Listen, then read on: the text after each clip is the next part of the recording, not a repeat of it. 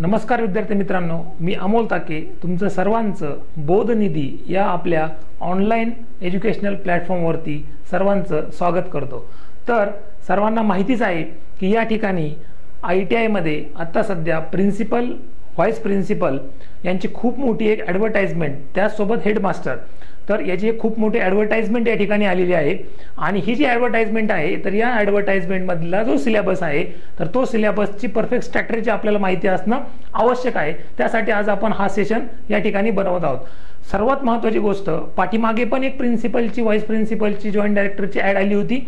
ती कोणती ॲड होती, ही कोणती ॲड आहे, त्यानंतर आत्ताचा जो कंटेंट आहे, तर आपल्याला जे 20 मॉड्यूल आहेत, तर हे 20 मॉड्यूल आपण कशा प्रकारे तयारी करणार आहोत, सक्सेस मिळवण्यासाठी त्यामध्ये आपण कंटेंट काय वापरला पाहिजे, सोर्सेस काय असले पाहिजेत, MCQ कुठून स्टडी केले पाहिजेत, आणि बट ऑब्वियस आपल्याला या ठिकाणी अनुभव लागत असल्यामुळं त्या ठिकाणी आपण आपला तो जो काही एक्सपिरियन्स आहे, तर एक्सपिरियन्स होल्डर स्टुडंट म्हणजेच काय, तर हे सगळे जॉब करत असणार आहेत।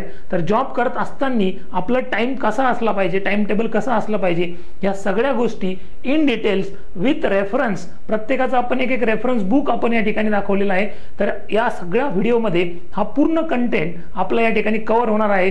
तर हा व्हिडिओ पूर्ण बघा आणि त्यानंतर तुम्हाला त्या प्रत्येक टॉपिकचा रेफरन्स बुक, तो सिलेबस ॲक्च्युअली कुठून घेतलेला आहे, त्या सिलेबस, त्याचे बुक्स, त्याचे MCQs, ही सगळी गोष्ट या ठिकाणी तुम्हाला माहीत होईल। आता या ठिकाणी जर आपण बघितलं, तर ही जी ॲडव्हर्टाइजमेंट आलेली आहे, तर ती प्राचार्य, उपप्राचार्य, मुख्याध्यापक या पोस्टसाठी आलेली आहे। पहिली जी ॲड आली होती ती ॲड आणि या ॲडमध्ये काय फरक आहे तो एकदा समजून घ्या, कारण इंडस्ट्रियल ट्रेनिंग इन्स्टिट्यूट्स ITI जे आहेत त्यांचं स्ट्रक्चर पण तुम्हाला माहिती असणं आवश्यक आहे। ठीक आहे। हां, तर या ठिकाणी जर बघितलं तर ते आता आपण बघणार आहोत। त्यापूर्वी एक शॉर्टमध्ये तुम्हाला फक्त इन्फॉर्मेशन देतो। याचा आपला ऑलरेडी एक व्हिडिओ आपण आपल्या यूट्यूबवरती आपण अपलोड केलेलाच आहे। ठीक आहे। तर या ठिकाणी जर बघितलं तर टोटल ज्या व्हॅकन्सीज आहेत, तर त्या 132 व्हॅकन्सीज आहेत। आणि सर्वात महत्त्वाचं, इंजिनिअरिंग झालेले स्टुडंट्स किंवा डिप्लोमा झालेले स्टुडंट्स, जर तुमची फक्त इंजिनिअरिंग झाली असेल तर 2 वर्षांचा तुम्हाला एक्सपिरियन्स लागतो। जर तुमचं डिप्लोमा झालं असेल तर 6 इयर तुम्हाला एक्सपिरियन्स लागतो। पण अशी क्लास 2 गॅझेटेड पोस्ट ही तुम्हाला पुन्हा कधीही अशी सुवर्ण संधी येणार नाही। त्यामुळे ही संधी जी आहे ती कधीच मिस करू नका।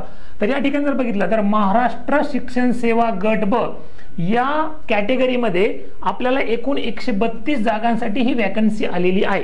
ठीक आहे। मग यामध्ये तुम्ही काय काय होऊ शकतात, जर जे काही टेक्निकल स्कूल्स असतात, टेक्निकल स्कूल ज्याला आपण तांत्रिक स्कूल म्हणतो, ज्यामध्ये तुम्ही 9वी 10वी आणि 11वी 12वी तुम्हाला टेक्निकल सब्जेक्ट्स असतात, लाईक मेकॅनिकल, इलेक्ट्रिकल किंवा इलेक्ट्रॉनिक्स, तर ते जे सब्जेक्ट्स आहेत, तर तिथला मुख्याध्यापक, त्या स्कूल्समधला मुख्याध्यापक किंवा शासकीय औद्योगिक प्रशिक्षण संस्था म्हणजेच ITI जे आहेत, तिथे तुम्ही प्रिन्सिपल होऊ शकतात, किंवा त्या ठिकाणी तुम्ही व्हाईस प्रिन्सिपल म्हणजे उपप्राचार्य होऊ शकतात, किंवा त्या ठिकाणी तुम्ही सहाय्यक प्रशिक्षणार्थी सल्लागार, गटब तांत्रिकच्या हे पोस्ट आहेत। मग आता किती पद आहेत एकूण? 132। बाकी कॅटेगरी वाईज जे आहेत तर ते तुम्हाला आपण PDF शेअर पण करणार आहोत, तुम्ही ते बघून घेऊ शकतात। यातला फरक काय आहे तो एकदा समजून घ्या। ठीक आहे।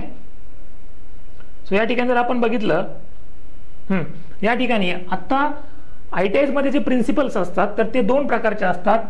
प्रिन्सिपल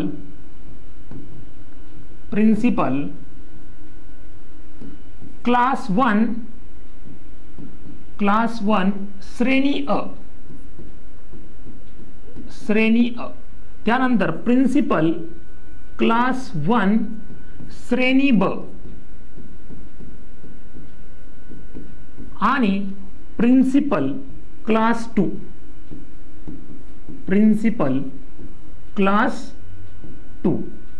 ठीक आहे। सो आत्ताची जी ॲडव्हर्टाइजमेंट आलेली आहे तर ती या पोस्टसाठी आलेली आहे।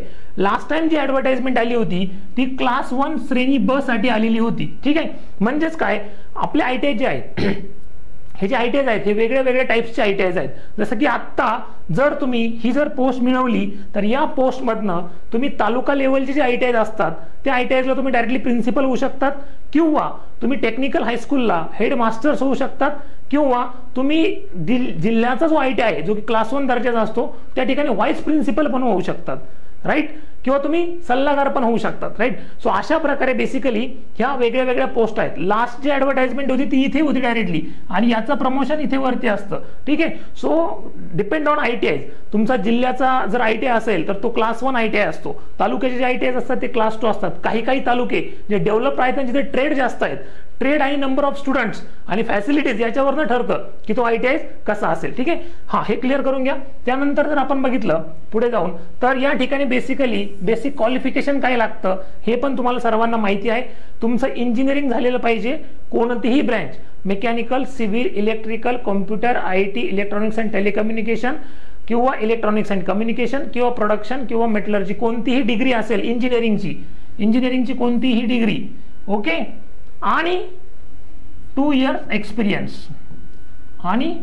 एक्सपिरियन्स हे जर असेल तर तुम्ही याला एलिजिबल आहात. एक्सपिरियन्स पण कोणता पाहिजे?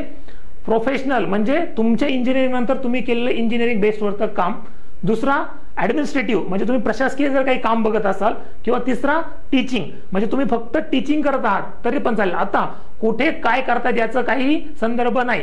टीचिंग, ऍडमिनिस्ट्रेटिव्ह, प्रोफेशनल, ठीक आहे, ओके. त्यानंतर जर बघितलं आणि कुठला पण चालतो, गव्हर्नमेंट, सेमी गव्हर्नमेंट, प्रायव्हेट, कोणतंही इन्स्टिट्यूट, परफेक्ट. त्यानंतर जर तुमचा डिप्लोमा असेल तर तुम्हाला 6 वर्ष एक्सपिरियन्स लागतो. डिप्लोमा पण कोणतीही ब्रँच, ओके. चला पुढे जाऊया. त्यानंतर आता सर्वात महत्वाचं, या ऍडमध्ये त्यांनी असं कुठेही दिलेलं नाही की आम्ही परीक्षा घेणार आहोत का. तर त्यामध्ये त्यांनी काय मेन्शन केलेलं आहे, आम्ही सध्या ऍप्लिकेशन मागवत आहोत. ऍप्लिकेशन आल्यानंतर आम्हाला जर ऍप्लिकेशन जास्त नंबरमध्ये मिळाले तर मग आम्ही तुमची स्क्रीनिंग टेस्ट घेणार आणि त्यानंतर मग आम्ही तुम्हाला इंटरव्ह्यूजला बोलवणार. आता मागच्या एक्झामचा अनुभव लक्षात घेता, मागच्या एक्झामला 5000+ ऍप्लिकेशन होते की जिथे 7 वर्ष एक्सपिरियन्स लागत होता. इथे जर 2 वर्ष एक्सपिरियन्स लागतोय तर कमीत कमी 80-90 हजार किंवा 1,00,000+ पण याला ऍप्लिकेशन येणार आहेत. त्यामुळं नो डाऊट याची एक्झाम 100% होणार, म्हणजे होणारच. कारण 7 वर्ष एक्सपिरियन्स वरती जर 5000+ ऍप्लिकेशन येणार असतील तर 2 इयर+ एक्सपिरियन्स वरती नक्कीच जास्त ऍप्लिकेशन या ठिकाणी येणार आहेत आणि एक्झाम होतेच. एवढे 50,000 60,000 मुलांचा कोणी इंटरव्ह्यू घेता येत नाही, तेवढी कॅपॅसिटी पण नाही. त्यामुळं एक्झाम कशी होते तर एक्झाम, त्याचा टाईप, त्याचा फॉर्मॅट, त्याचा सिलेबस आणि त्याचे सोर्सेस इन डिटेल्स आपण या ठिकाणी एक्सप्लेन करणार आहोत. तर या ठिकाणी जर बघितलं तर आपली एक्झाम जी असणार आहे ती 2 टप्प्यात होणार आहे. एक असणार आहे तुमची ऑब्जेक्टिव्ह परीक्षा, ज्यामध्ये असणार आहे तुम्हाला 100 प्रश्न.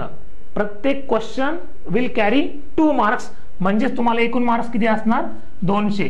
परीक्षेचा कालावधी असणार 1 तासाचा आणि परीक्षा असणार MCQ based, multiple choice question, म्हणजे एक क्वेश्चन आणि त्याचे 4 ऑप्शन्स, ठीक आहे, त्याचे 4 ऑप्शन्स, ठीक आहे. सो असे MCQ बेस्ड एक्झामिनेशन असणार आहे.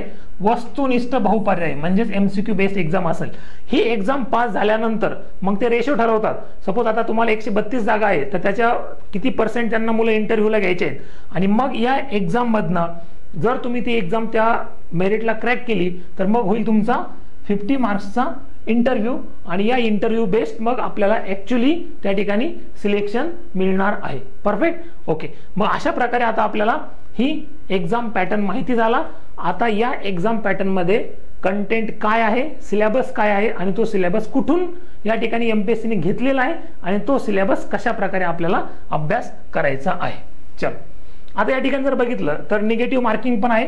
1/4 निगेटिव्ह मार्किंग या ठिकाणी राहील आणि यामध्ये जे रेफरन्स बुक मेन्शन केलेलं आहे तर ही PDF पण तुम्हाला आपले जे व्हिडिओ आहे त्या व्हिडिओच्या डिस्क्रिप्शन बॉक्समध्ये तुम्हाला या ठिकाणी आपली टेलिग्रामची लिंक, त्यानंतर YouTube चॅनलची लिंक, ऍप्लिकेशनची लिंक आणि ही PDF या ठिकाणी तुम्हाला सर्व भेटून जाईल. 1/4 निगेटिव्ह मार्क्स या ठिकाणी असणार आहेत. चलो आता या ठिकाणी जर बघितलं तर 100 क्वेश्चन जे येणार आहेत आपल्याला, तर त्या 100 क्वेश्चनसाठी आपल्याला या ठिकाणी 20 मॉड्यूल्स आहेत, म्हणजे 20 मॉड्यूल आपल्याला या ठिकाणी दिलेले आहेत. ते 20 मॉड्यूलवरती आपल्याला एकूण 100 प्रश्न येणार आहेत. म्हणजे अप्रॉक्सिमेटली जर पकडलं तर प्रत्येक टॉपिकवरती 5 प्रश्न असणार आहेत.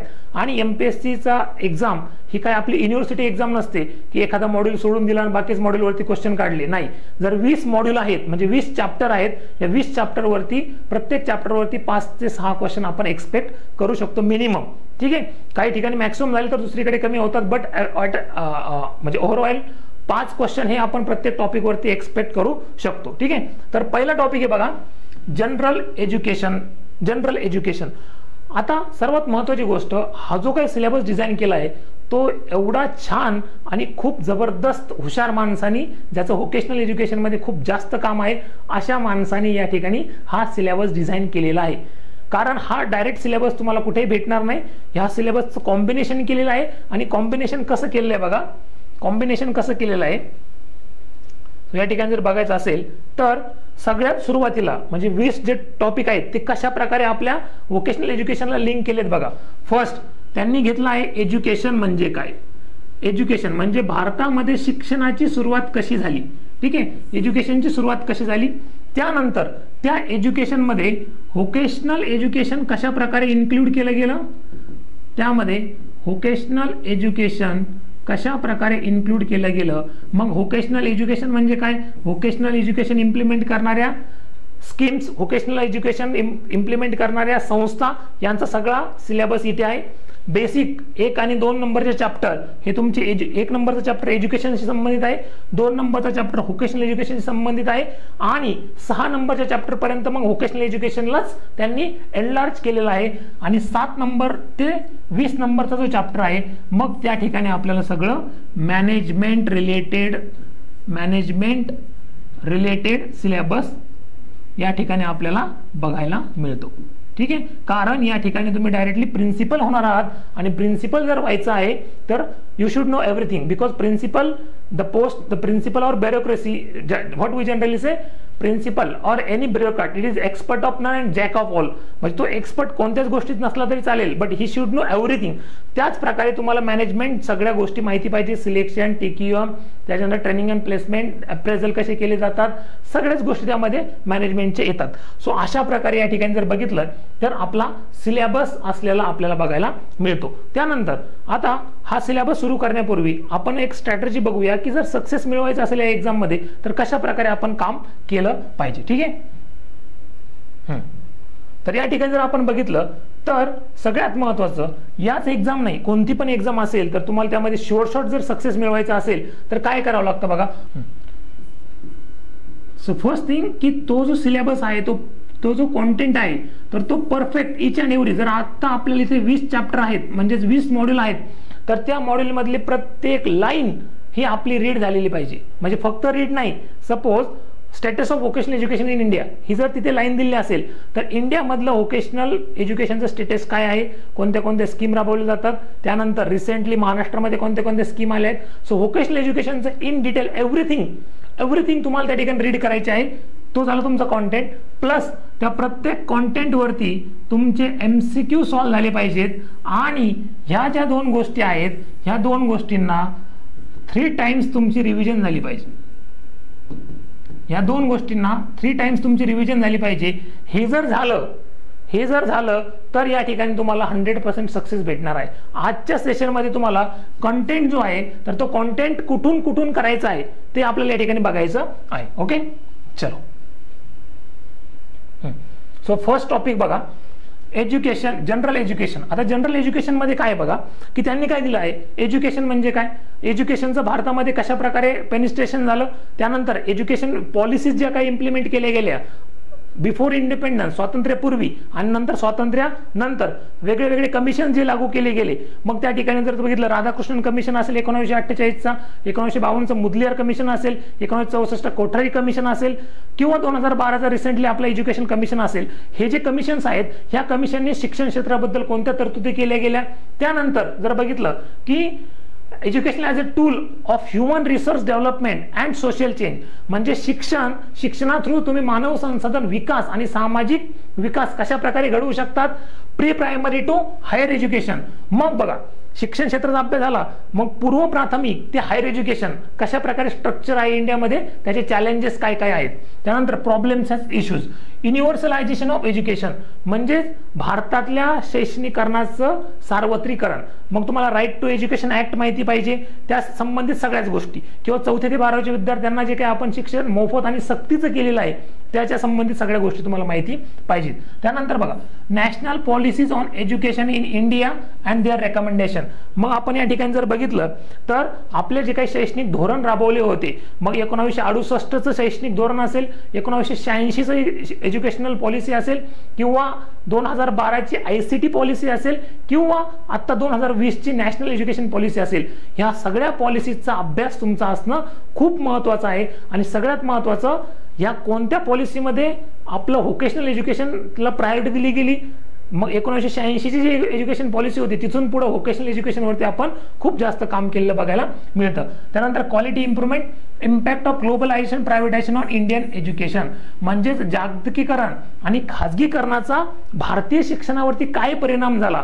आपण आता प्रायव्हेट युनिव्हर्सिटीजला परमिशन दिलेली आहे, बरोबर की नाही. प्रायव्हेट विद्यापीठं तयार होत आहेत, फॉरेन युनिव्हर्सिटीजला आपण अलाव करतो आहोत. तर याचा भारतीय शैक्षणिक पद्धतीवरती काय परिणाम होऊ शकतो, या सगळ्या गोष्टी इन डिटेल्स तुम्हाला माहिती असणं आवश्यक आहे. आता ही कोणती गोष्ट तुम्हाला डायरेक्ट एका पुस्तकात भेटणार नाही, but education in emerging Indian society the challenges and issues by Sunanda Ghosh and Radha Mohan या पुस्तकामध्ये तुमच्या या ठिकाणी जर बघितलं, this book covers history, commissions, policy issues and globalization, हे जे टॉपिक्स आहेत तर हे पुस्तक या ठिकाणी कव्हर करताना बघायला मिळतं. Education and social change in India bye AR Kamat यांनी जर बघितलं तर the focus historical and sociological significance how educational influence the social structure, म्हणजे सामाजिक घटना, सामाजिक बदल जो आहे तो कशा प्रकारे या ठिकाणी बदल घडवून आणता येऊ शकतो शिक्षणामधनं, यासाठी सगळ्यात जास्त महत्त्वाचं पुस्तक आहे AR कामत. आता या ठिकाणी बघा, ज्यांना पॉसिबल आहे त्यांनी या बुक्स मधनं नक्कीच गेलं पाहिजे. ज्यांना पॉसिबल नाही तर या बुक्स मधल्या ज्या नोट्स आहेत त्या नोट्स मधनं तरी तुम्ही गेलं पाहिजे. ओके, चला दुसरा. आता बघा, हा झाला एक टॉपिक फक्त जनरल एज्युकेशन. मग त्यामध्ये काय काय येतं, ते कसं कसं करायचं आहे, त्याचे बुक्स कोणते कोणते अवेलेबल आहेत, हे सगळं आपण इन डिटेल्स इथे बघणार आहोत. MCQs पण आपण कुठून करायचे ते पण या ठिकाणी बघणार आहोत. आणि सगळ्यात महत्त्वाचं, यातला 70 ते 80% सिलेबस एकाच ठिकाणाहून घेतलेला आहे, तो पण सोर्स आपण या ठिकाणी बघणार आहोत. ठीक आहे. दुसरं आहे बघा, व्होकेशनल एज्युकेशन इन इंडिया. आता सगळ्यात महत्त्वाचं, भारतामध्ये जे काय आता व्होकेशनल एज्युकेशन आपण देतो, तर ते व्होकेशनल एज्युकेशन जे आहे तर त्याचं इव्होल्युशन कसं झालं, त्याचे ऑब्जेक्टिव्ह काय होते, आत्ताच्या लेवलला जे आपण ITI मध्ये एज्युकेशन देतो त्याची NSQF लेवल काय आहे, त्यातल्या वेगळ्या टर्मिनॉलॉजीज, ह्या सगळं आपल्याला माहिती असणं आवश्यक आहे. आता याचे एकदम स्टँडर्ड आणि रेफरन्स बुक जर म्हटलं तर IGNOU, Indira Gandhi national open university यांचे व्होकेशनल एज्युकेशनचे बुक्स आणि NCERTचे व्होकेशनल एज्युकेशनचे बुक्स हे सगळ्यात स्टँडर्ड रेफरन्स मानले जातात. UPSCला सुद्धा प्रश्न यातूनच आलेले आपल्याला बघायला मिळतात. हे सगळ्यात जास्त स्टँडर्ड रेफरन्स बुक्स आहेत. आणि व्होकेशनल एज्युकेशनच्या 8वी आणि 9वीला NCERT मध्ये व्होकेशनल एज्युकेशनचे बुक्स अवेलेबल आहेत आणि IGNOUला पण व्होकेशनल एज्युकेशनचे बुक्स अवेलेबल आहेत. त्याचे PDF पण आपण डाउनलोड केलेले आहेत, त्या पण आपण तुम्हाला शेअर करणार आहोत. हा सगळा कंटेंट जो आहे व्होकेशनल एज्युकेशनचा, तर तुम्हाला तो पूर्णपणे ह्या 2 बुक्स मधनं करायला मिळेल. तुम्ही त्या ठिकाणी ते बघू शकतात. सिलेबस जसाची तसा त्या ठिकाणी असलेला आपल्याला बघायला मिळतो. पुढे जाऊया आपण. आता या ठिकाणी जर बघायचं झालं तर आपण या कोर्ससाठी आपली एक बॅच लॉन्च केलेली आहे. या बॅच मध्ये जर बघितलं, तुम्हाला बोधनिधी प्ले स्टोअरला एक ऍप्लिकेशन आहे, त्या ऍप्लिकेशन मध्ये तुम्हाला ही बॅच बघायला भेटेल. ही बॅच जी आहे ती लाईव्ह प्लस रेकॉर्डेड फॉर्मॅटमध्ये अवेलेबल असणार आहे. तर याचे फीचर्स बघा, तुम्हाला महाराष्ट्रातील सर्वोत्तम फॅकल्टी टीम आपण या ठिकाणी देत आहोत. सर्व टेक्निकल आणि नॉन टेक्निकल म्हणजे 20 चे 20 टॉपिक कव्हर्ड आहेत. लाईव्ह प्लस रेकॉर्डेड लेक्चर्स आहेत. त्यानंतर व्हिडिओ मल्टिपल टाइम्स तुम्ही ते बघू शकतात. आणि फॅकल्टी जर बघितली तर या ठिकाणी डॉक्टर शालमली मॅडम, त्यांचं PhD झालेलं आहे, MPhil झालेलं आहे, MPM झालेलं आहे and PG diploma in HRD, आणि त्यांना MBAला शिकवायला 25 इयर्स एक्सपिरियन्स आहेत. त्यांचे 6 रिसर्च पेपर पब्लिश झालेले आहेत.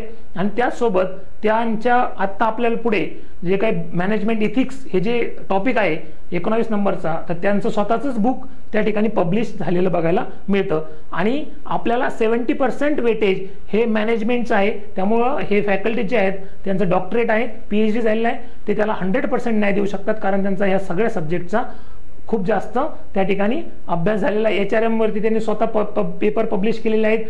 मॅनेजमेंट इथिक्स वरती स्वतःचं बुक आहे आणि हा सगळा सिलेबस त्यांनी खूप मल्टिपल टाइम शिकवलेला आहे. नंतर मयूर सर आहेत, त्यांचं BA मेकॅनिकल झालेलं आहे आणि एज्युकेशनलचा जो पार्ट आहे एज्युकेशन सिस्टम इन इंडिया आणि व्होकेशनल एज्युकेशन, तर बेसिकली ते हा टॉपिक घेणार आहेत आणि मी या ठिकाणी गेस्ट लेक्चरर म्हणून या ठिकाणी असणार आहे. आणि या ठिकाणी ITI मधले जे काही बेसिक टर्मिनॉलॉजी असतात जसं की OGT झालं, DST असेल किंवा जे काही आत्ता नवीन आपण नवीन मॉडेल तयार करतो ITIचे किंवा NSQF लेवल जे आहेत वेगळ्या वेगळ्या किंवा DGT जे काही आपल्याला नवीन स्कीम आणते, स्ट्राईप स्कीम असेल, संकल्प स्कीम असेल, वर्ल्ड बँक असिस्टेड प्रोजेक्ट असतील किंवा ITIs मध्ये जे काही इंटरनल स्कीम्स चालतात किंवा ITI कशा प्रकारे फंक्शन करतो, तर ITI रिलेटेड सगळं गायडन्स या ठिकाणी मी असणार आहे. बॅचची फीस जर बघितली तर ही अफोर्डेबल आहे सगळ्यांसाठी 4,999, कारण ही जी फीज आहे तर एवढ्या फीजमध्ये आपल्याला गरीबातल्या गरीब मुलापर्यंत हे शिक्षण यायचं आहे. सो 4,999 ही फी, बट ती फक्त पहिल्या 200 स्टुडंटला असणार आहे. त्यानंतर ॲक्च्युलीची 9,999 फीज होती, बट ती आता सध्या 4,999 आहे, बट फॉर ओनली 200 स्टुडंट्स. चला पुढे जाऊया. नंतर बघा, role of various apex institutes in human research development, म्हणजेच काय, मानव संसाधन विकासामध्ये कोणत्या कोणत्या इन्स्टिट्यूट्स आहेत. मग याच्यावरती प्रश्न कसा येतो बघा, डायरेक्टली प्रश्न येतो आणि हा लोगो कोणत्या इन्स्टिट्यूटचा आहे. मागं MPSCला एक UGCचा लोगो आला होता आणि विचारलं होतं की हा लोगो कोणत्या संस्थेचा आहे, किंवा त्यांचं ब्रीद वाक्य येतं किंवा त्यांचं स्थापना वर्ष येतं किंवा त्यांचं ऑब्जेक्टिव्ह येतात. अशा प्रकारचे प्रश्न येतात. तर हे जे सगळे आहेत बघा, आता याच्यामध्ये त्यांनी 3 पार्ट केलेले बघायला भेटतात. हे बघा, हे जे आहे DGT, directorate general of training, national council for vocational education and training, त्याच्यानंतर बघितलं national skill development agency, national skill development commission, sectoral skill council SSC, staff selection commission नाही ते, सेक्टरल स्किल काउन्सिल. तर ह्या ज्या आहेत बघा, ह्या आपल्या सगळ्या अपेक्स ट्रेनिंग इन्स्टिट्यूट्स आहेत. ठीक आहे, सेंट्रल इन्स्टिट्यूट्स आहेत व्होकेशनल एज्युकेशन रिलेटेड. मग या ठिकाणी तुम्हाला central staff training and research institutes आहेत, ॲडव्हान्स ट्रेनिंग इन्स्टिट्यूट्स आहेत, national council for education and research and training आहे, राईट. या ठिकाणी जर तुम्ही बघितलं तर आपलं जे काही पब्लिकेशन होतं व्होकेशनल एज्युकेशनचं, तर ही जी निमी आहे चेन्नई बेस, तर ही निमी करते. ओके, मीडिया इन्फॉर्मेशनसाठी ती काम करते. ठीक आहे. आता या ठिकाणी जर तुम्ही बघितलं national institute for educational and small business development, तर या सगळ्या गोष्टींची तुम्हाला फुल फॉर्म तर माहितीच पाहिजे, बट त्या संस्था, त्यांचं लोकेशन, त्यांचं स्थापना वर्ष, त्यांचे ऑब्जेक्टिव्ह, त्यांचे लोगोज, हे सगळं तुम्हाला या ठिकाणी माहिती असलं पाहिजे. ठीक आहे. AICT आपलं टेक्निकल काउन्सिल जे काम करतं, म्हणजे जे काही सगळे टेक्निकल जे काही टेक्निकल एज्युकेशन आहे तर त्यांच्या अंडर ती अपेक्स बॉडी आहे. ठीक आहे. So all India council for technical education, ministry of human resource and development, right. त्याच्यानंतर रिजनल इन्स्टिट्यूट जे आहेत, रिजनल इन्स्टिट्यूट त्यामध्ये एज्युकेशन द्यायचं जे चालू आहे, इंजिनिअरिंग आता मराठी भाषेमध्ये आणायची, तर त्या रिलेटेड आहे. IITs आहेत, ओपन युनिव्हर्सिटीज आहेत, IGNOU आहे, यशवंतराव चव्हाण मुक्त विद्यापीठ आहेत. तर हे सगळंच तुम्हाला या ठिकाणी माहिती असणं आवश्यक आहे. तर हे झाले तुमचे एज्युकेशनल बोर्ड्स, हे झाले तुमच्या सेंट्रल इन्स्टिट्यूट्स आणि हे झाले तुमच्या ओपन युनिव्हर्सिटीज. आता आपण स्किल युनिव्हर्सिटी पण ओपन केली आहे, राईट. सो आपल्या टेक्निकल युनिव्हर्सिटीज आहेत, doctor Babasaheb Ambedkar technical university, but आपण स्किल युनिव्हर्सिटी पण पुणे लोकेशनला या ठिकाणी ओपन केलेली आहे. तर त्यांचं सगळं माहिती असणं आपल्याला आवश्यक आहे. ठीक आहे. चला, तर हा जो टॉपिक आहे हा काय कोणत्या बुक्समधनं नाही घ्यायचा आहे, तर याचे तुम्हाला डिटेल नोट्स सगळं प्रोव्हाइड केलं जाईल. नेक्स्ट बघा, concept related to skill development. आता स्किल डेव्हलपमेंटच्या इंटरनल ज्या काही कन्सेप्ट असतात तर त्या तुम्हाला माहिती असणं आवश्यक आहे. तर तुम्हाला बघा, नॅशनल क्वालिफिकेशन स्टँडर्ड्स म्हणजे काय, की तुम्हाला एखादं काम जर करायचं असेल ना, त्याचा एक स्टँडर्ड सेट केलेला असतो, तर त्या स्टँडर्ड प्रोसिजर प्रमाणे तुम्ही ते काम केलं पाहिजे. तर अशा प्रोसिजर एस्टॅब्लिश्ड आहेत. ओके, क्वालिफिकेशन पॅक असेल, जॉब रोल असेल, स्किलिंग म्हणजे आपण ज्यात ITIच्या मुलांना करतो ते आपण स्किलिंग करतो. रिस्किलिंग म्हणजे काय, एखादे लोक काम करत असतात एखाद्या कंपनीमध्ये, बट त्या ठिकाणी काहीतरी नवीन टेक्नॉलॉजी येते, मग त्यांना आपण रिस्किल करतो. अपस्किल करणे, अपस्किलिंग म्हणजे ते जे टेक्नॉलॉजीज काम करतात त्याच्यापेक्षा जास्त ॲडव्हान्स टेक्नॉलॉजीज, लाईक आता डेटा सायन्स असेल किंवा सोलर पॅनल टेक्निशियन असेल किंवा ज्या काही नवीन इलेक्ट्रॉनिक व्हेकल असेल, राईट. त्यानंतर RPL, recognisation of prior learning, ह्या काही स्मॉल कन्सेप्ट आहेत त्याच्यामधल्या, तर त्या पण आपण त्या ठिकाणी स्टडी करणार आहोत. रिकग्नायझेशन ऑफ प्रायर लर्निंग म्हणजे कसं असतं, की एखादा मुलगा आहे बघा गावाकडे, की त्याला खूप सारा मोबाईल रिपेअरिंग येतो आणि तो स्वतः शिकलेला असतो, पण त्याच्याकडे काही सर्टिफिकेट नसतं, तर त्या केसमध्ये आपण त्याला सर्टिफिकेशन करतो. ठीक आहे. त्यानंतर नॅशनल स्किल क्वालिफिकेशन फ्रेमवर्क आहे तुमचं, नॅशनल अकॅडमिक बँक क्रेडिट आहे, त्याच्यानंतर DST आहे, ड्युअल सिस्टम ऑफ ट्रेनिंग आहे, OJT आहे, ऑन जॉब ट्रेनिंग. सो अशा प्रकारे ज्या काही स्किल डेव्हलपमेंटच्या कॉन्सेप्ट्स आहेत यांचा पण आपल्याला माहिती असणं आवश्यक आहे. हे कुठे करू शकता तुम्ही? तर या ठिकाणी बघा, हे जे NCERT पब्लिकेशन्स आहेत व्होकेशनल एज्युकेशनचे, तर त्या ठिकाणी जर तुम्ही बघितलं तर त्या ठिकाणी तुम्हाला सगळं बघायला भेटेल. आणि NCERT under Pandit Surendralal Sharma central institute of vocational education हे काम करतं, जे फक्त व्होकेशनल एज्युकेशनसाठी काम करतं पूर्ण इंडियामध्ये. त्यांच्या वेबसाईटवरती पण तुम्हाला सगळे कन्सेप्ट बघायला भेटतील. किंवा NSDCचं तुम्हाला या ठिकाणी डॉक्युमेंट्स आहेत, त्याच्यामध्ये तुम्हाला सगळे कन्सेप्ट बघायला भेटतील. किंवा नॅशनल एज्युकेशन पॉलिसी जी आहे 2020, यामध्ये तर आपल्याला या इन डिटेल ह्या गोष्टी बघायला मिळणार आहेत. ओके, तर ह्या सगळ्या कन्सेप्ट आपण या 3 ठिकाणाहून करणार आहोत. आणि प्लस याचे MCQs. ओके, नेक्स्ट बघा, government efforts for skill development. आता भारत सरकार काय काय एफर्ट्स घेत आहे. आता यांनी असं म्हटलं आहे की गव्हर्नमेंट, मग गव्हर्नमेंटमध्ये तुमचे लोकल अथॉरिटीज बॉडीज पण आल्या, त्यानंतर तुमचं स्टेट गव्हर्नमेंट पण आलं आणि सेंट्रल गव्हर्नमेंट पण आलं. म्हणजे केंद्र सरकारच्या काही योजना असतील, राज्य सरकारच्या काही योजना असतील, त्यासोबत लोकल बॉडीजच्या पण काही योजना असतील, स्थानिक स्वराज्य संस्थाच्या, तर त्या पण आपल्याला माहिती असणं आवश्यक आहे. तर हा सगळा कंटेंट तुमचा MPSC राज्यसेवेला जो पूर्वी म्हणजे ऑब्जेक्टिव्ह पॅटर्न होता, त्याच्यामध्ये HRD एक सब्जेक्ट होता, HR आणि HRD, human resource development and human rights. तर हे जे बुक्स आहे, ह्या बुकमधनं हा पूर्ण सिलेबस तुम्हाला कव्हर झालेला बघायला मिळतो. तर हा सगळा सिलेबस आपण त्या ठिकाणाहून करणार आहोत. त्यानंतर socio economic development of society 6 number. So सामाजिक आणि आर्थिक विकास जो होतो सोसायटीचा, तर तो त्यामध्ये कोणते कोणते घटक आहेत, मग त्यामध्ये वृद्ध असतील, बालक असतील, महिला असतील, right. So children, youth, woman, tribal, social and economical depress class आहेत, सिनियर सिटीजन्स आहेत, मायनॉरिटीज आहेत. तर यांच्यासाठी गव्हर्नमेंट काय एफर्ट्स घेत आहे, ठीक आहे. तर हा पण पूर्ण पार्ट, याच्यामध्ये जे काही पॉलिसीज आहेत, ज्या स्कीम्स आहेत, हा पूर्ण part human resource development and human rights, ठीक आहे. सो यांचं दिलीप फाटेकर यांचं हे बुक आहे. तर त्या बुकमधनं तुम्हाला ह्या सगळ्या कन्सेप्ट कव्हर होणार आहे. सो जर बघितलं 5वा आणि 6वा टॉपिक हा आपल्या directly human resource development and HR यामधनं करायचा आहे. पुढे जाऊया आपण. आता या ठिकाणी जर आपण बघितलं इंडस्ट्रियल डेव्हलपमेंट हा जो टॉपिक आहे, तर इंडस्ट्रियल डेव्हलपमेंट हा टॉपिक या ठिकाणी जर बघितलं तर तुम्हाला 3 बुक्स अवेलेबल आहेत. त्यातलं तुम्ही कोणत्याही एका बुकमधनं गो थ्रू करा किंवा डायरेक्टली आपले जे नोट्स आहेत त्यातनं घेऊ शकतात. Indian economy problem of development and planning by Uma Kapila. So जे UPSC करतात त्यांना सगळ्यांना माहिती आहे हे पुस्तक, आणि हे सगळे टॉपिक त्यामध्ये अवेलेबल आहेत. Indian economy by Ramesh Singh, ठीक आहे ना. डिस्क्रिप्टिव्हचा जे अभ्यास करतायत किंवा UPSCचा जे अभ्यास करतायत हे सगळे UPSCचे बुक्स आहेत. इंडिया @100. सो या बुकमध्ये पण तुम्हाला सगळे बघायला भेटतात. तिथे आपण बुकचे इमेजेस पण दिलेले आहेत, त्यांचे ISBN नंबर पण आपल्याकडे आहेत, त्यांचं सोर्स पण आपल्याकडे अवेलेबल आहे. सो ज्यांना पाहिजे आपण त्यांना ते प्रोव्हाइड करू, ठीक आहे. पुढचं बघा, सेक्टरल डेव्हलपमेंट. हा सेक्टरल डेव्हलपमेंट हा जो टॉपिक आहे, तर त्यासाठी तुम्ही Indian economy bye रुद्रदत्ता and KPM Sudaram, तर या बुकमधनं तुम्हाला सेक्टरल डेव्हलपमेंट जे आहेत तर त्या आपल्या या ठिकाणी कंप्लीट झालेल्या बघायला मिळतील.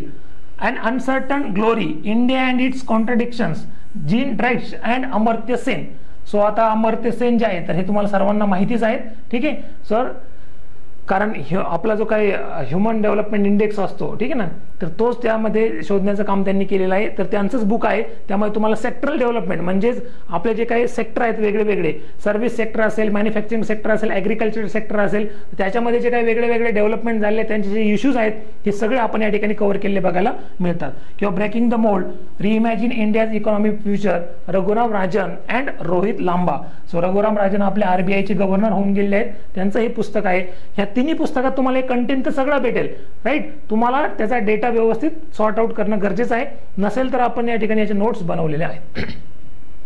नेक्स्ट घेऊया human resource development in India. याचे खूप सारे बुक्स अवेलेबल आहेत, बट त्यातला काही पार्ट जो आहे तर तो पार्ट कुठून भेटला आहे ते बघा. प्रिन्सिपल्स ऑफ पॉप्युलेशन स्टडीज हे बुक आहे, त्याचे ऑथर आहेत आशा बेंडे आणि तारा कानिटकर. तर त्याच्यामध्ये तुम्हाला हे जे बघा, present status of population, quantitative and qualitative aspect, population policy and projection and migration. So हे जे टॉपिक्स आहेत, पॉप्युलेशन पॉलिसी, प्रोजेक्शन आणि मायग्रेशन, तर हे जे टॉपिक्स आहेत हे टॉपिक्स तुम्हाला या बुक्समधनं कव्हर होणार आहेत, ठीक आहे. त्यानंतर दुसरं जे बुक आहे human research and development doctor Deepak Kumar Bhattacharya यांचं, तर त्यामध्ये HRD processes training and development, right. So हे जे टॉपिक्स आहेत तर ते बेसिकली तुम्हाला यामधनं human resource development DK Bhattacharya यातनं कव्हर होणार आहेत. सो हे जे बुक्स आहेत बघा, ह्या बुक्समधनं तुम्हाला वेगळे वेगळे टॉपिक्स कव्हर होणार आहेत. त्याच्यानंतर हे DK भट्टाचार्य यांचं दुसरं पुस्तक आहे, यामधून जर तुम्हाला बघितलं importance and need of HRP components, तर हे जे आहे तर ते तुमचे या बुकमधनं कव्हर होणार आहेत. सो डायरेक्टली सिलेबस कुठूनही घेतलेला नाही, त्याचा शॉर्ट पॉईंट जे आहेत तर ते प्रत्येक बुकमध्ये भेटतील. त्यामुळंच हा सिलेबस खूप जास्त प्रॉपरली डिझाईन केलेला सिलेबस असलेला बघायला मिळतो. नेक्स्ट बघा, मॅनेजरियल फंक्शन अँड प्रोसेसेस. यासाठी पण जर बघितलं तर हे वेगळे वेगळे बुक्स आपल्याकडे अवेलेबल आहेत. मग यामध्ये तुम्हाला principles of management by T Ramaswamy, हे एक स्टँडर्ड बुक आहे, ॲक्च्युली रेफरन्स बुकच म्हणता येईल याला. तर त्यामधनं तुमचे सगळे पॉईंट्स कव्हर होतील. Corporate Chanakya by Radhakrishnan Pillai, corporate Chanakya by Radhakrishnan Pillai, यामध्ये पण तुम्हाला आपला कंटेंट बघायला भेटेल. The challenges of Indian management by BR Birmani, ठीक आहे. Business ethics and corporate governance by AC Fernando, Himalaya publication हाऊसचं बुक आहे. ते सगळे आपल्याकडे या ठिकाणी रेफरन्स बुक म्हणून आपल्याकडे आहेत, ठीक आहे. Competing for the future by CK Prahlad, Indian origin global management guru and Gary Hamel. यामध्ये तुम्हाला basically managerial function and processes, म्हणजे त्यामध्ये काय काय मॅनेजरियल फंक्शन्स आहेत, काय काय प्रोसेस आहेत, सगळं कंटेंट या ठिकाणी तुम्हाला कव्हर केलेला बघायला मिळतो. मुळात मॅनेजमेंट हा जो सब्जेक्ट आहे, तर हा जो सब्जेक्ट आहे तर तो ओव्हरऑल प्रत्येक ऑफिसरला माहिती असणं आवश्यक आहे. बट त्यातल्या त्यात तुम्हाला आता ITIचे प्रिन्सिपल होणार आहात, तर ITIच्या प्रिन्सिपलला हा कंटेंट माहिती असणं आवश्यकच आहे, ठीक आहे. त्यानंतर बघा, ऑर्गनायझेशनल बिहेवियर अँड डिझाईन. तर या ठिकाणी जर बघितलं, organisational behaviour and design structure and culture by doctor Anand Dasgupta, हे एक स्टँडर्ड रेफरन्स बुक आहे. बाकी पण बुक्स आहेत, पण डॉक्टर आनंद दासगुप्ता यांचं बुक हे रेकमेंड केलेलं आहे, या ठिकाणी बघायला मिळतं. Organisational behaviour bye Neeru Vasishtha, organisational behaviour bye JS चंदन. आता एक गोष्ट लक्षात घ्या, हा कंटेंट तुम्हाला तुम्ही आता भरपूर लोक हुशार आहात, तुम्ही ChatGPT वरती जरी टाकला तरी येतो, पण MPSC पेपर सेट करत असताना ChatGPT वापरत नाही, एवढं एक लक्षात ठेवा. त्यामुळे तुम्हाला जे फॅक्ट आणि स्टेटस भेटणार आहे ते बुक्समध्येच भेटणार आहे, आणि प्रश्न हे बुक्समधूनच येणार आहेत. परफेक्ट. त्यामुळे आपल्याला यातनं कंटेंट थ्रू जाणं आवश्यक आहे. अदरवाईज सुपरफिशियल नॉलेज, म्हणजे जे आपण एक वरचं नॉलेज ज्याला म्हणतो, तर ते आपण बुक्स रीड करून, आता आपण सगळे इंजिनियर्स आहोत, so I am also mechanical engineer, completed ME. So एखादा टॉपिक रीड करून तो मी तुम्हाला सांगू पण शकतो, शिकवू पण शकतो, बट त्याची जी डेप्थ आहे तर ती डेप्थ पर्यंत जाणं गरजेचं आहे, ठीक आहे. त्यामुळेच आपण मॅनेजमेंटला 70% वेटेज दिला आहे, आणि तो पूर्णपणे डॉक्टर शालमली मॅम घेणार आहेत, आणि बाकीचे टॉपिक्स आहेत तर ते बाकी टॉपिक्स मयूर सर आणि मी घेणार आहे, ठीक. त्यानंतर ह्युमन रिसोर्स मॅनेजमेंट. सो या ठिकाणी जर बघितलं तर ह्युमन रिसोर्स मॅनेजमेंटसाठी तुम्हाला LM प्रसाद यांचं बुक बघायला भेटतं. बिस्वजित पट्टनायक यांचं पण एक ह्युमन रिसोर्स मॅनेजमेंटचं बुक आहे. ह्युमन रिसोर्स मॅनेजमेंट हे जर बघितलं तर या ठिकाणी तुम्हाला हे ॲक्च्युली बेअर्टर अँड वेल्ड्रा यांचं बुक आहे. आणि या ठिकाणी जर बघितलं तर VSP राव यांचं हे एक ह्युमन रिसोर्स अँड मॅनेजमेंट आपल्याला बघायला भेटतं. आता यामध्ये पण इथे ॲक्च्युली हे गेलं आहे, पण यात कोणता कंटेंट कोणत्या बुकमध्ये दिलेला आहे हे पण आपण या ठिकाणी मेन्शन केलेलं आहे, ठीक आहे. म्हणजे ही 4 बुक जरी असतील तरी पूर्ण बुक करायचं नाही, इंडिव्हिज्युअली आपण प्रत्येक, सपोज प्रमोशन अँड ट्रान्सफर, एखाद्या व्यक्तीचं प्रमोशन कसं होतं आणि त्याचे ट्रान्सफर व्हायचे कोणत्या कंडिशन चेक केले जातात, तर हे ज्या बुक्समध्ये आहे तर त्याचं आपण सॉर्ट आउट पण केलेलं आहे, ठीक आहे. म्हणजे असं नाही की 4 बुक्स वाचायचे एवढ्या एका टॉपिकला आणि याच्यावरती येणार 5 प्रश्न, असं नाही.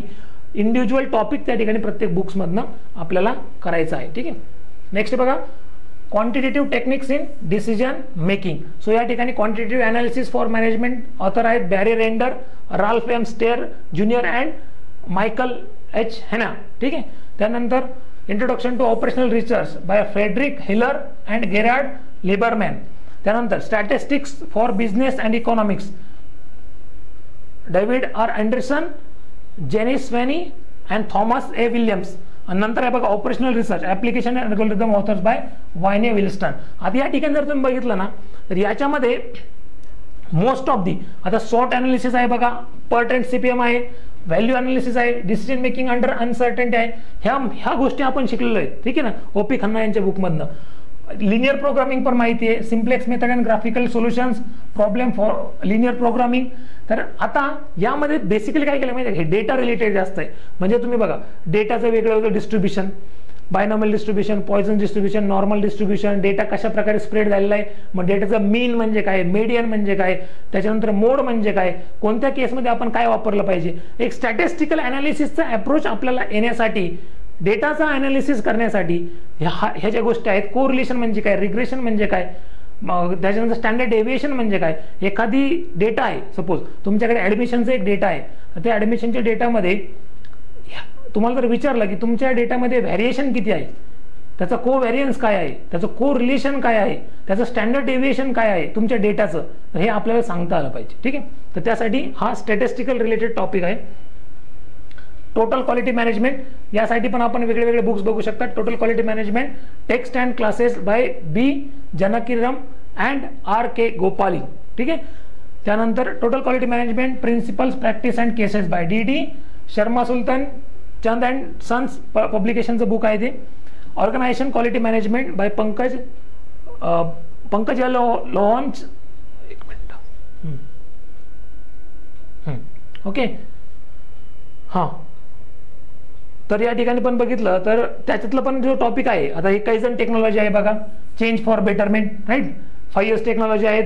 आपण एखादं काम करत असताना त्या ठिकाणी सॉर्ट कसं केलं पाहिजे, राईट, ऑर्डर कशाला ठेवले पाहिजे, ती स्टँडर्ड प्रोसेस कशी केली पाहिजेत, हे जे काही जापनीज टेक्निक्स आहेत एखाद्या कामाची प्रोडक्टिव्हिटी वाढवण्याच्या, तर त्याच्या रिलेटेड जे काही टोटल क्वालिटी मॅनेजमेंट आहे त्यासाठी आपल्याला वेगळे वेगळे बुक्स या ठिकाणी असलेले बघायला मिळतात. त्यानंतर फायनान्शियल मॅनेजमेंट. आता फायनान्शियल मॅनेजमेंटसाठी बघा theory and practice by Prasanna Chandra, Tata मॅग्राइलचं बुक आहे. त्यानंतर financial management by Pandya Vikas publication book हाऊसचं पुस्तक आहे.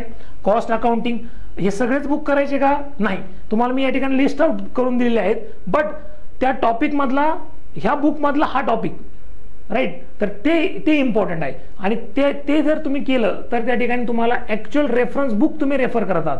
आणि एक गोष्ट लक्षात घ्या,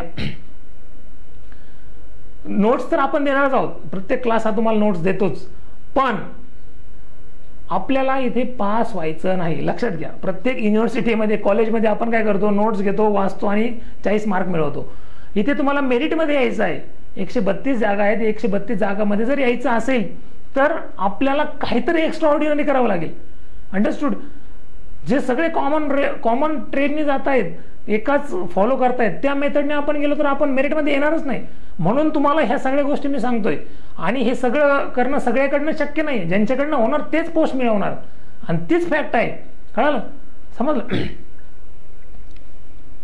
16 management information system, right. So management information सिस्टमसाठी जर बघितलं, निर्मला बागची अँड विकास पब्लिकेशन हाऊसचं पुस्तक आहे. Management information system, managing information system in business, government and society by Rahul De Wiley, India publication हाऊसचं हे पुस्तक आहे. Management information system, text and cases, yes, Sada Gopalan. ठीक आहे, तर त्यांचं हे पुस्तक आहे. त्याच्यामध्ये तुम्हाला वेगळ्या वेगळ्या टॉपिक जे आहेत, ई बिझनेस आर्किटेक्चर असेल, ई गव्हर्नन्स असेल, एंटरप्राइज रिसोर्स प्लॅनिंग असेल, ERP सिस्टम जे म्हणतो की जे आपण पूर्ण सिस्टम ऑनलाईन करतो, हे टॉपिक इथं बघायला मिळतात. Development administration.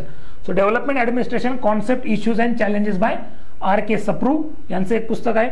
Development administration in India, theory and practice by Ramesh K Arora and Ranjila Talwar, हे एक पुस्तक आहे. Public administration in India by SR Maheshwari.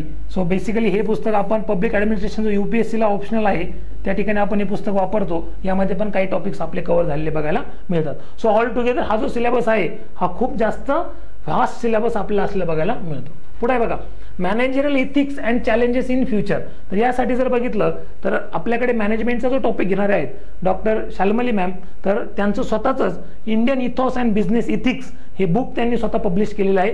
ते बुक पण तुम्ही रेफर करू शकतात. किंवा business ethics and Indian perspective by AC Fernando, Indian ethos and business ethics by doctor Shalmali Gadge and doctor Deepa Abonkar, हे त्याचा ॲक्च्युली ISBN नंबर आहे. हे बुक पण तुम्हाला आपण अवेलेबल करून देणार आहोत. ठीक आहे. Ethics in management and Indian ethos by Vishwanath Ghosh. Okay. Office administration, यासाठी पण तुम्ही जर बघितलं तर ॲडमिनिस्ट्रेशन कसं असलं पाहिजे, मग या ठिकाणी जर बघितलं राईट टू इन्फॉर्मेशन ॲक्ट 2005 हा ॲक्ट तुम्हाला माहिती असला पाहिजे. राईट टू सर्व्हिस लोकसेवा हक्क कायदा, बरोबर, माहिती अधिकार कायदा, तुम्ही एका ठिकाणी प्रिन्सिपल म्हणून काम करतात आणि काम करत असताना तुमच्यावरती कोणतरी RTI टाकला, तर तुम्हाला RTI मध्ये सगळ्या तरतुदी माहिती पाहिजे. अपील कधी करतात, किती दिवसामध्ये करतात, तुम्ही तुमच्या ऑफिसमध्ये बाहेर जनमाहिती अधिकारी, अपीलीय जनमाहिती अधिकारी यांचा बोर्ड लावणं आवश्यक आहे. कारण तुम्ही एखाद्या ITIचे प्रिन्सिपल आहात म्हणजे त्या पूर्ण ऑर्गनायझेशनचे तुम्ही हेड आहात. So for each and everything you will be responsible for it. So कोणतीही छोटीतली छोटी गोष्ट असू देत, तुम्ही त्या ठिकाणी रिस्पॉन्सिबल असणार आहात. आणि त्या प्रकारचं जर तुम्हाला डेव्हलप व्हायचं असेल, परीक्षा तर तुम्ही पास पण व्हाल, परीक्षा पास होणं हा मुद्दाच नाहीये. मुळात तुम्ही त्या ठिकाणी गेल्यानंतर तुम्ही तिथे सर्व्हाइव्ह करता आलं पाहिजे. एखाद्या संस्थेचं प्रमुख असणं म्हणजे तुम्हाला त्या ठिकाणी जे काही सगळेच लोक असतील बघा, म्हणजे right from class 4 to class 1, प्रत्येकाचे वेगळे वेगळे इश्यूज, प्रत्येकाचे वेगळे वेगळे प्रॉब्लेम, सराउंडिंगच्या लोकांचे प्रॉब्लेम, तुमच्या संस्थेतले प्रॉब्लेम, हे तुम्हाला शांतरितीने हँडल करता आले पाहिजेत. अदरवाईज तुम्ही कोणत्या पोस्टवरती सर्व्हाइव्ह करू शकत नाही. Syllabus is okay, content is okay, you have the brilliancy, you will crack the exam as well, but the fundamental thing तुम्ही तिथे गेल्यानंतर काम पण करता आलं पाहिजे. आणि त्यासाठी तुम्हाला आत्ता ह्या गोष्टी खूप इम्पॉर्टंट आहेत त्यासाठी. आणि त्यामुळेच हा सगळा सिलेबस एवढा व्हास्ट असलेला आपल्याला बघायला मिळतो. त्यासाठी हे सगळे बुक्स आहेत, तुम्ही हे रीड पण करू शकता, याची PDF पण तुम्हाला अवेलेबल करून दिली जाईल. आणि शेवटचा टॉपिक बघा, ट्रेनिंग, प्लॅनिंग अँड इम्प्लिमेंटेशन. या ठिकाणी मग ट्रेनिंग, प्लॅनिंग आणि इम्प्लिमेंटेशन मध्ये काय येतं बघा, की तुम्हाला जर तुमच्या संस्थेमधले काही लोकांचं अपस्किलिंग करायचं असेल, रिस्किलिंग करायचं असेल, तर तुम्हाला त्या मेथड्स माहिती असणं आवश्यक आहे, राईट.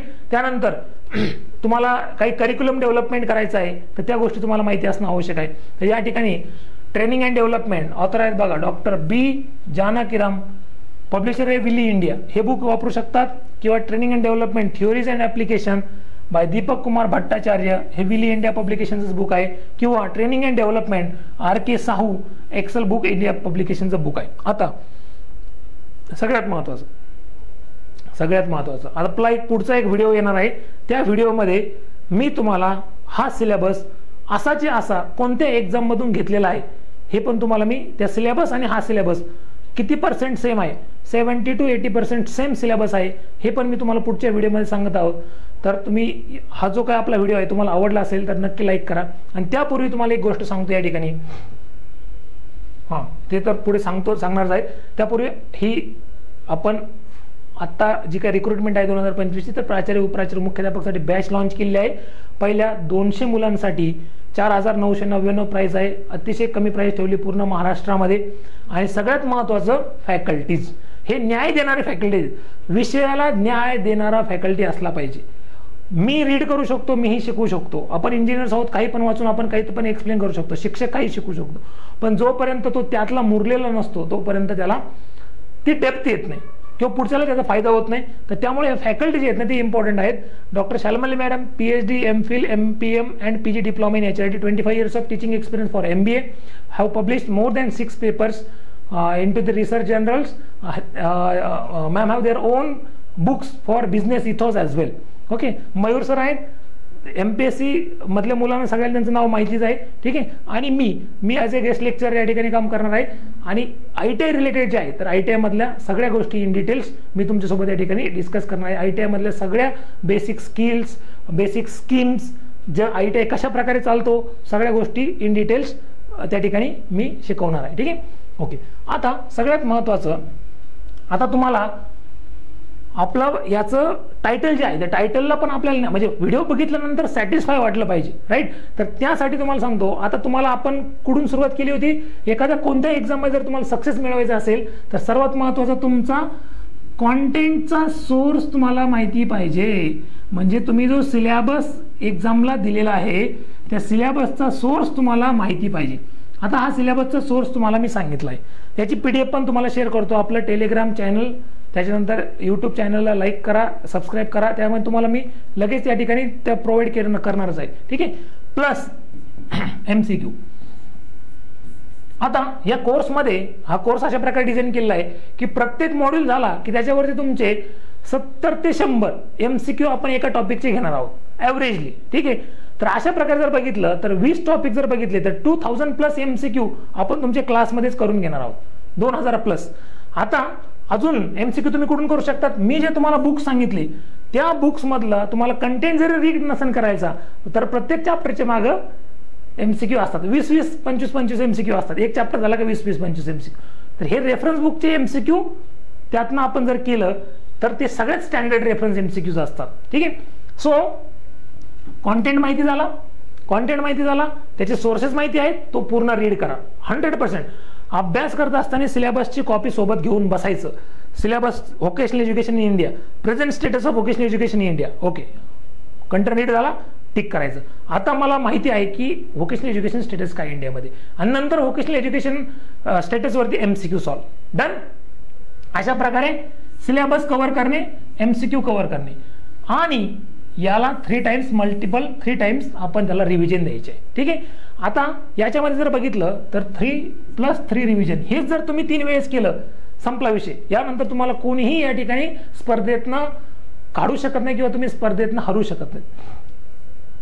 दुसरी महत्वाची गोष्ट, या ठिकाणी एमसीक्यू जे आहेत तर रेफरन्स बुक मधले एमसीक्यू का करायचे, का तर पेपर सेटर जो असतो तर पेपर सेटर हा स्वतः एमसीक्यू तयार करण्यापेक्षा स्टँडर्ड रेफरन्स बुक मधला एमसीक्यू कधी पण प्रेफर करतो. त्याचं कारण एक असतं की त्याच्यावरती ऑब्जेक्शन जास्त येत नाहीत. कारण रेफरन्स बुक मधलं जे असतं तर रेफरन्स हे युनिव्हर्सल ट्रूथ मानलं जातं आणि ते खरंच असतं, कारण ते तेवढ्या नॉलेजेबल पर्सनने लिहिलेलं असतं. ठीक आहे. सो त्यामुळं प्रत्येक सब्जेक्ट जरी आपल्याला एका टॉपिकला, म्हणजे आपल्याकडे टॉपिक किती आहेत बघा, 20 टॉपिकला आपण 4 जरी बुक्स बघितले असले तरी पण त्या बुक्समध्ये आपण जर बघितलं, त्या बुक्स मधले एमसीक्यू जरी घेतले आपण तरी खूप जास्त इम्पॉर्टंट आहे. ठीक आहे. नोट्स प्लस एमसीक्यू खूप सफिशियंट झालं. ओके. सो अशा प्रकारे एकंदरीत आपण जाणार आहोत. हा कोर्स जो आहे या कोर्समध्ये तुम्हाला लाईव्ह लेक्चर तर कोर्समध्ये चालू राहतील. ज्याला त्या टायमिंगला जर बघता नाही आलं तर तो काय करेल, ते रेकॉर्डेड लेक्चर म्हणून बघेल. ठीक आहे. सो लाईव्ह लेक्चर चालतील, ते रेकॉर्डमध्ये होऊन तुम्हाला रेकॉर्डिंग बघायला भेटेल. तुम्ही जर लाईव्ह त्या टायमिंगला असेल तर तुम्हाला ते लाईव्ह बघायला भेटेल, नसेल तर तुम्ही ते डाउनलोडही करू शकता तुमच्या ॲपमध्ये आणि बघू शकतात. आता मी तुम्हाला फक्त 1-2 मिनिटांमध्ये याचं जे काय आपल्याला प्लॅनिंग करायचं आहे ते प्लॅनिंग कसं केलं पाहिजे. ठीक आहे. आता ऍप्लिकेशन फॉर्म भरण्याची 15 ऑक्टोबर लास्ट डेट आहे. त्याच्या आधी तुम्ही ऍप्लिकेशन भरायचं आहे. त्यानंतर पुढचे 2 ते 3 महिने आपल्याला कोणतेही नोटिफिकेशन येणार नाही. 2-3 महिन्यानंतर नोटिफिकेशन येईल की आम्ही एक्झाम घेणार आहोत, आणि एक्झाम नंतर आपल्याला 2-3 महिने भेटतील. ऑल टुगेदर जर बघितलं तर 5 महिन्याचा कालावधी आपल्याला भेटणार आहे. पण एकही दिवसा वाया न घालता कट अँड थ्रोट कॉम्पिटिशन असणार आहे, आणि अशी पोस्ट मिळवण्यासाठी सगळ्यात कमी एफर्ट्स घेणारी एक्झाम आहे. तुम्ही जर तिकडे गेलात PSI STI ASO, PSI STI ASO ला S14 आहे, इथे S17 पगार आहे, म्हणजे तुम्हाला 1 लाख प्लस पगार भेटणार आहे. मग तुम्ही नायब तहसीलदार, BDO या लेवलचा पगार घेणार आहात. S17 म्हणजे तुम्हाला तिकडे जर बघितलं तर प्रिलियम द्या, मेन्स द्या, इंटरव्ह्यू द्या, आणि मग निवड आहे. इथे तुम्हाला सरळ सेवा MCQ टाईप क्वेश्चन. ठीक आहे. सो जे जॉब करतात त्यांनी कसं केलं पाहिजे बघा, ॲव्हरेजली 1 आवरचं सेशन रोज बघायचं. ठीक आहे. प्लस 1 आवर त्याचं रीडिंग प्लस 30 मिनिट्स त्यावरती MCQ. सो ऑल टुगेदर एका दिवसामध्ये जर तुम्ही फक्त 2.5 तास जर काढू शकाल तर तुम्ही याचा परफेक्ट स्टडी करू शकता. ठीक आहे. आणि ज्यांचं होत नाही त्यांनी विकेंडला शनिवार रविवारी जास्त वेळ काढायचा आणि त्या प्रकारे प्लॅनिंग करायचं आहे. ठीक आहे. सो अशा प्रकारे जर बघितलं तर आजच्या सेशनमध्ये आपण आपले 20 टॉपिक, त्यांचे सोर्सेस, ते कशा प्रकारे करायचे आहेत या सगळ्या गोष्टी या ठिकाणी आपण बघितलेल्या आहेत. ठीक आहे. सर आता आपण या ठिकाणी थांबूया. हा व्हिडिओ आवडला असेल तर नक्की लाईक करायला विसरू नका. Thank you very much. Thank you all.